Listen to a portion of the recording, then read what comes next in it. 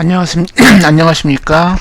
저기 기술중기청에서 하고 있는 사업 중에 신성장 기술 매칭 사업 기술 소개 관련하여 제가 이번에 아이언 합금 도금에 대한 기술 소개를 동영상으로 만들려고 합니다. 그래서 이 동영상을 보시고 혹시 관련한 기술이나 그 다음에 같이 프로젝트를 하고 싶으신 업체들은 저한테 연락해 주시면 감사하겠습니다.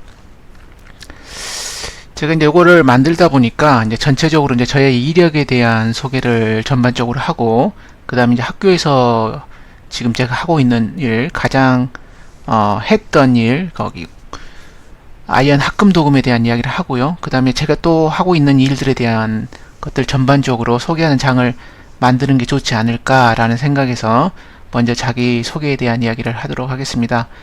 저는 저기 금속공학 연력학하고 전기도금을 전공을 했고요. 전기도금은 지금 PCB 도금에 쓰이는 카파 동박을 35마이크로 18마이크로 만들고 있는 카파 동박을 그거를 기반으로 해서 전기 박사학위를 받았고요. 구리 전기 도금을 해서 그거에 대한 기반으로 박사학위를 받았고, 그 다음에 일본과 중국에서 한 2년 4년 정도 있었고요. 그 다음에 포스코 재직 시에는 요거하고 도금하고는 조금 상관없는 일인데요. 열처리 쪽에 핫프레스 포밍, 지금 자동차 부품 사업에 가장 큰 이슈가 되는 핫프레스 포밍 사업을 연구부터 시작해서 양산화를 성공했습니다. 그래서 제가 주도를 해서 포스코에서 1호 라인이 만들어졌고, 지금 아마 국내에는 수십 개의 라인이 있는 걸로 저는 알고 있습니다. 제가 이걸 이야기하는 거는 제가 갖고 있는 지식들 중에 상당 부분이 제가 하고 있는 일들이 양산까지 연결할 수 있는 제가 경험이 있어서 예를 들어서 도금 부분들도 하는 일들을 양산까지 연결시키는 일들도, 그 다음 양산에서 생각할 수 있는 일들도 같이 하는데 문제가 없다 라는 차원으로 요거에 대한 이야기를 하고요. 그 다음에 또 도금 양극사나 침탄 관련해서 제가 표면 처리 쪽이죠. 논문 한 27개, 그 다음 저서 18개, 그 다음에 특허를 12개 정도를 가지고 있습니다. 이걸 참고해 주시면 좋을 것 같고요. 이걸로 해서 이제 저의 소개는 마치고, 제가 이제 지금 인하공전에서 했던 일, 그 다음에 지금 하는 일, 여기서 한 두 가지인데요. 하나는 세 가지, 총 세 가지입니다. 그래서 하나는 지금 아이언 도금에 대한 이야기를 잠깐 소개를 하고요. 여기 이제 테마인 아이언 도금에 대한 이야기를 제가 한 3년 동안 프로젝트 했던 것에 대한 이야기를 하고, 그 다음에 거기 끝나면 제가 지금 하고 있는 컨설팅 자문 관련해서 한 3년 정도 하고 3개 프로젝트 정도 하고 있는 것에 대한 이야기를 같이 하려고 합니다. 그래서 제가 이제 그거를 설명하는 이유는 그거와 관련된 일을 하고 싶으신 분들이 있다 그러면 같이 일했으면 좋을 것 같은 생각이 들어서 제가 소개를 하려고 합니다. 그래서 먼저 지금 여기에 이제 소개하는 장에 이제 경기도 중기청에서 하고 있는 사업으로 제가 제안했던 부분입니다. 요거는 제가 한 3년 동안 연구했던 부분이고요. 요거의 키는 뭐냐면 아이언 합금 도금의 전해 조건의 영향과 메커니즘이다라는 이야기입니다. 그래서 제가 합금 조성 아이언에다가 코발트, 니켈, 크롬, 망간들을 넣어가지고 이것이 이제 전해 조건들에 따라서 전해 조건에 따라서 이 조성들이 어떻게 바뀌는지 이렇게 다양한 여기에 대한 것들을 다 실험을 했고, 그거에 대한 메커니즘, 예를 들면은 어떤 것들은 똑같은 상황인데 여기는 이제 코발트하고 이제 크롬을 이제 대표적인 건데, 크롬 같은 그러니까 징크에 크롬을 넣게 되면 커런트 덴시티가 올라가면 이렇게 조성이 올라가게 됩니다. 그런데 코발트를 넣게 되면 이렇게 조성이 코발트 조성이 이제 감소하게 되죠. 이런 것들이, 어떤 것들은 또 예를 들어서 온도가 올라가게 되면 이렇게 올라가고 똑같은 영향을 보이는 것도 있고, 어떤 것들은 이렇게 영향이 반대인 것들이 있습니다. 그러니까 결국은 우리가 전기도금에 합금도금을 한다는 거는 그 합금도금에 의해서 그 조성들이 어떻게 변하고, 그 조성들이 변함에 따라서 뭐 이렇게 내식성이 이제 그 조성들에 따라서 영향을 주기 때문에, 그런 것들에 대한 기본적인 이제 스터디를 했고, 그거에 대한 메커니즘. 그러면 왜 이렇게 크롬은 이렇게 커런트 덴시티가 올라가면 증가를 했고, 그 다음에 왜 코발트는 감소가 하고, 그 다음에 온도를 올리면 이렇게 둘 다 증가를 하고, 그 다음에 또 당연히 그 조성, 예를 들어 농도가 증가하면 이것도 증가를 할 겁니다. 여기서는 이제 너무 당연한 이야기라서 제가 이제 설명을 하지는 않았는데요. 그래서 어쨌든 이런 것들이 변한다, 이렇게 변한다. 그러니까 변하는 것들을 이렇게 우리가 통상적으로 알고 있는 이런 메커니즘을 설명한 겁니다. 그래서 그 메커니즘을 상세한 내용은 나중에 이제 기회가 되면 제가 더 이렇게 지금 시간상으로 설명하기는 좀 그렇고요.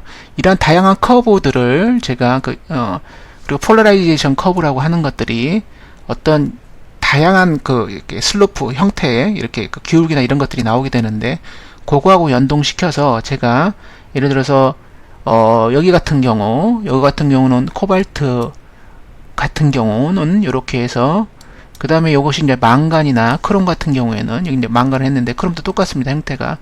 그러니까 그 슬로프들이 형태가 좀 달라집니다. 그러니까 요거 슬로프들이 자세히 보시면 달라지는데, 달라지는 이유들하고 그런 것들이 뭐 이렇게 확산 계수나 여러 가지 이유들에 의해서 이렇게 그 곡선들이 달라지는데, 그 달라지는 것들을 이 곡선화 시켰고, 그 극선으로 설명을 하면 지금 이런 현상들을 다 설명할 수 있다. 그래서 지금 이제 아연 합금 도금에 대한 설명들을 다 이 메커니즘으로 설명했고, 이거 이외에 다른 합금 도금도 이렇게 설명할 수가 있다. 사실은 이제 이게 설명할 수 있다는 게 중요한 게 아니고, 이런 이제 메커니즘을 알무로 해서, 그러니까 요거를 기반으로 해서 다른 것들도 다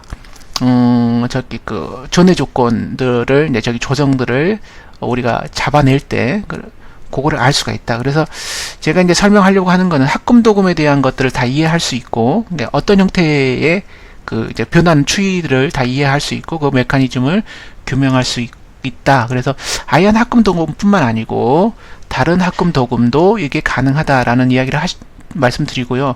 그 다음에 제가 이제 박사학위 때 카파 도금을 했는데, 이 카파 도금도 커런트에 따라서 뭐 인장 강도라든지 뭐 그랜 사이즈라든지 표면 모프로지라든지 이런 것들이 또 다 이런 조업 조건들하고 영향이 됩니다. 그러면 그런 조업 조건들이 왜 그런 전류 밀도나 뭐 그런 조건들이 왜 인장 강도나 이런 것들이 영향을 미치는지, 거기에 대한 것들도 상당수 논문을 썼고요.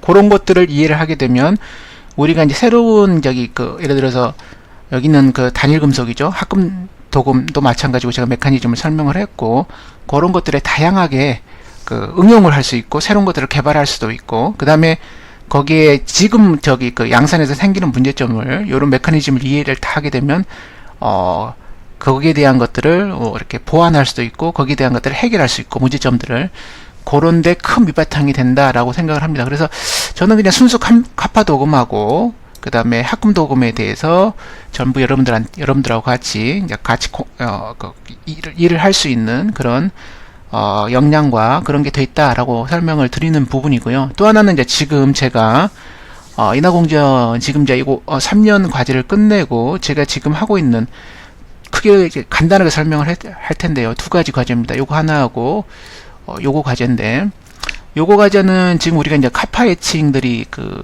우리 서킷들에 우리가 회로들에 많이 쓰고 있습니다. 그래서 그런 것들을 하기 위한 용액 개발, 그러니까 카파 애칭을 하기 위한 1세대, 2세대, 3세대 용액 개발을, 그 다음에 그 용액 개발의 메커니즘을 같이 연구한 적이 있고요. 같이 이제 자문을 제가 한 적이 있고, 또 하나는 제가 자문을 계속 하고 있는 것들 중에 하나가 용액 개발입니다. 그래도 제가 지금 한 3개 정도 자문을 진행을 하고 있는데 전부 용액 개발 관련입니다. 첫 번째는 방금 이야기한 카파 애칭 관련된 거고, 지금은 인산염이나 그 다음에 최근에 산세 산세에 그 용액 개발인데, 개념 일단 이런 메커니즘을, 그러니까 이거 산세 기본적으로 뭐 F3O4는 검정색 이렇게 빨간색이 있는데, 산세를 하게 되면 요게 없어져 가지고 최종적으로는 FE 모재만 남는 거죠. 제가 한 1분 정도 오버가 되겠습니다. 그래서 그거에 대한 이제 메커니즘을 이렇게 다 규명을 했고요. 그 다음에 이제 제가 또 여기서 산세 이런 그 용액을 개발하는데 아주 저기 기본적인 것들 중에 하나가, 여기에 들어가는 그 계면 활성제를 이해하는 것, 도금도 마찬가지고요. 그리고 최근에 이제 저기 관심사 중에 하나는 이런 계면 활성제를 분석하고, 여기 속에 들어있는 미지의 그 계면 활성제를 분석하고, 그 다음에 이제 그걸 알아내고, 그 다음에 얘를 산세도 마찬가지고 다른 용액들도 마찬가지입니다. 도금 용액도 마찬가지고요. 거기에 들어가는 계면 활성제에 대한 연구, 그 계면 활성제를 분석하고, 그 다음에 적당한 계면 활성제를 추천하고, 이런 것들에 대한 그 연구들과 자문들이 진행을 되고 있습니다. 그래서 제가 조금 1, 2분 정도 오버가 됐는데요. 제가 이제 지금 옛날에는 카파 그 다음에 아이언 니켈 도금처럼 도금 쪽에 치중이 돼 있었고, 최근에는 그런 것들을 하기 위한 용액 개발에 해서 저기 고분자 계면 활성제까지 그 부분까지 지금 연구들을 하고 있다 라고 여러분들한테 소개를 하고요. 여기 이제 이거를 동영상을 보시는 여러분들한테 소개를 하고, 요거를 기반으로 해서 혹시 관심이 있는, 이런 분야에 관심 있는 분들은 연락해서 같이 이야기를 했으면 합니다. 이상입니다. 감사합니다.